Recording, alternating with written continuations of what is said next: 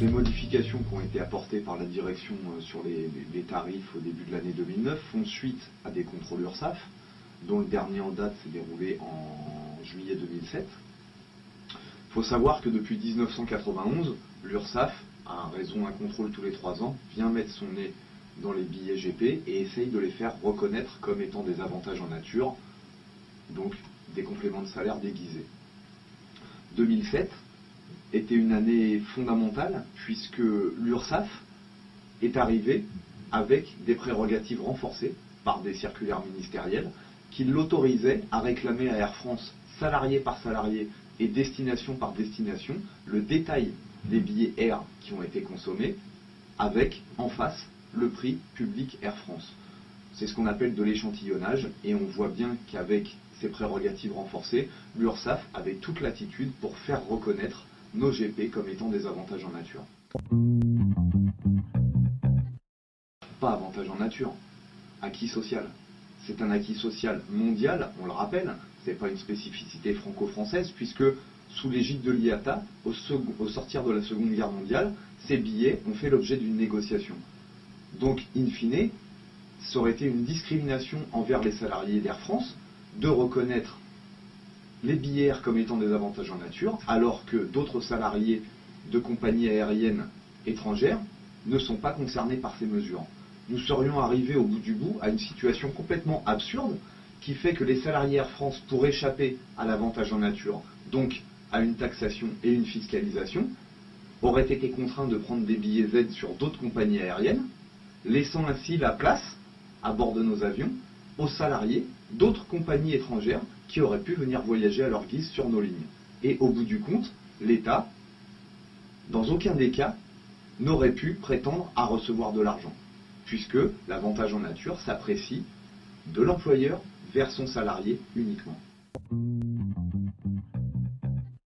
La stratégie, elle a été décidée très vite, puisque le sujet touchant une immense majorité de personnel, il nous a paru complètement logique de nous regrouper dans une intersyndicale.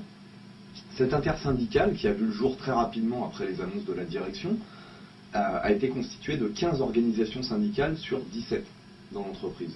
Donc une très large majorité de syndicats se sont regroupés sous une même bannière pour défendre cet acquis social primordial qui est le billet GP à Air France. Ce qu'on peut dire, c'est qu'il y a eu du travail qui a été fait, énormément de travail, puisque nous sommes allés interpeller les parlementaires, nous sommes allés interpeller les pouvoirs publics, donc au cabinet du Premier ministre, au cabinet du ministère du Budget et des Transports. Là, nous avons fait ce qu'on peut appeler la sale besogne, ce que ne pouvait pas faire Air France, c'est-à-dire aller menacer, tout simplement. Nous avons menacé les pouvoirs publics d'un conflit majeur dans le transport aérien français si on ne reconnaissait pas des spécificités du transport aérien. Notre demande, elle était très claire. Le billet R2 ne peut pas être considéré comme un avantage en nature puisqu'il n'y a pas d'équivalent dans le commerce. Pour le billet R1, en revanche, c'était beaucoup plus problématique parce que ces billets sont très proches de ce qui se vend dans le commerce.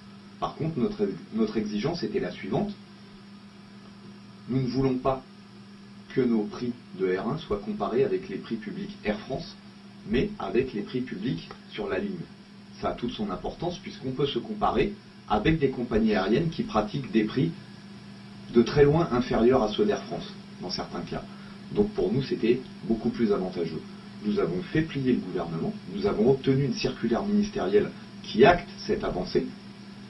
Malheureusement, au final, les salariés et les organisations syndicales d'Air France ont été victimes d'un jeu de dupes, puisque l'entreprise qui a été choisie par le gouvernement pour lui fournir les prix les plus bas du marché s'appelle Air France.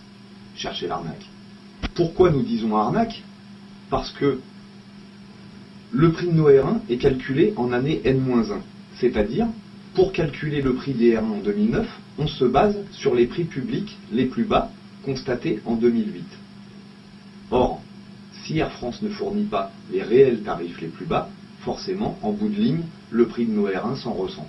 Et c'est ça qu'on dénonce avec vigueur en disant Air France n'a pas joué le jeu et les salariés ont été trompés. C'est de revenir à des tarifs très proche de ce qui se faisait avant le 1er janvier 2009, puisque la modification qui a été introduite par la direction unilatéralement est de dire « je ne reconnais plus que les salariés qui habitent dans un rayon inférieur à 1200 km ».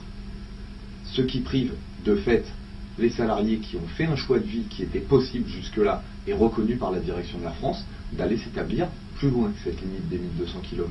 Nous avons des PNT et des PNC qui habitent à l'étranger. Pour eux, l'augmentation des tarifs RN est plus que conséquente. Globalement, et à une immense majorité, le système des R2 et les tarifs R2 sont maintenus aux tarifs que nous connaissions avant le 1er janvier 2009. Nous avons considéré à la CGT qu'il était important de conserver cet appel à la grève du 26 février. Pourquoi ? Tout simplement parce que les revendications premières de l'intersyndicale n'étaient pas satisfaites.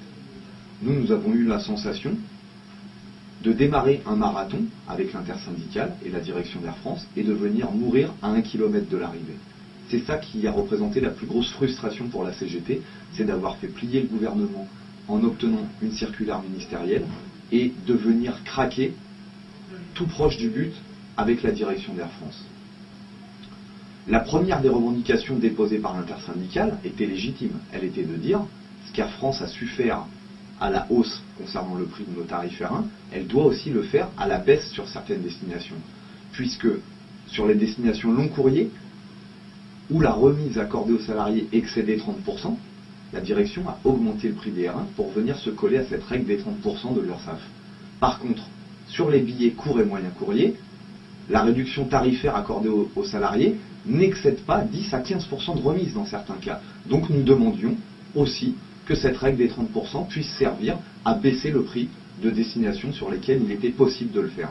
La direction n'a pas répondu favorablement à cette demande, qui était le premier point dans la liste de revendications de l'intersyndicale.